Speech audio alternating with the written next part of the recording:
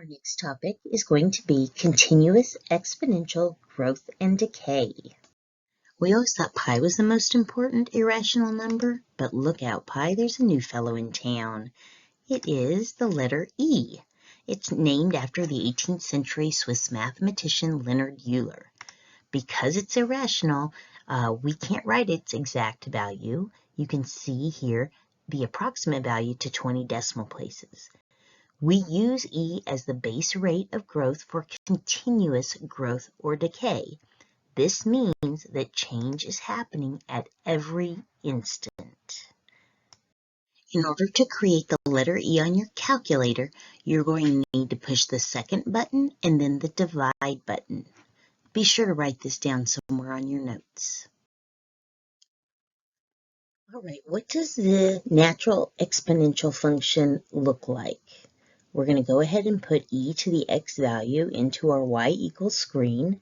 We can then pull up the table. The table will show us some kind of crazy values at -5. If x is -5, y is 67 10,000ths. If x is -1, y is 3,679 10,000ths. At 0, y is 1. When x is 1, y is 2 and 7,183 10,000ths. And then if x is 2, y is 7 and 3,891 10,000ths. You're going to have to approximate the best you can, getting these on your graph. And connecting the points, we can see that this looks very similar to our previous functions. Now let's take a look at our domain and range. So if we think about this graph going on forever and ever, we can see that our domain is going to from -infinity to +infinity. Because there's no break, we have no vertical asymptote. Now let's look at our range. Well, we can see that our line continues to approach 0, but it never actually touches it, so we do have a horizontal asymptote. So our range is 0 to +infinity, and our horizontal asymptote is where y equals 0. Let's look at the examples in your notes.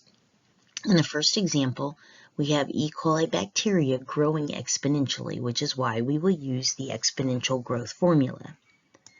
Our A initial amount is 104 million. Because it is continuous growth, we are going to multiply that by E, Euler's number. The growth rate is 3%, which we will convert to 0.03 for decimal form, and we will multiply that times 6 for what will the population be 6 minutes from now. Once we've multiplied that, be sure to write out to the thousandths place and then round to the hundredths place, and we'll have our final answer.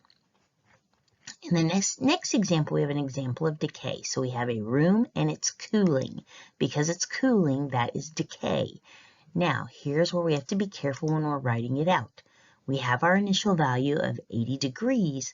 It is cooling at the rate of 25%. So we need to make sure that we write it as -0.25. We've moved that decimal 2 places. And then we're multiplying that by 2¼ hours for the amount of time that the room is cooling. Once again, we're going to write it to the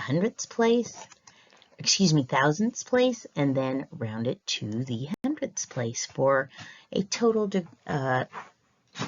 of the room temperature at the end of 2¼ hours.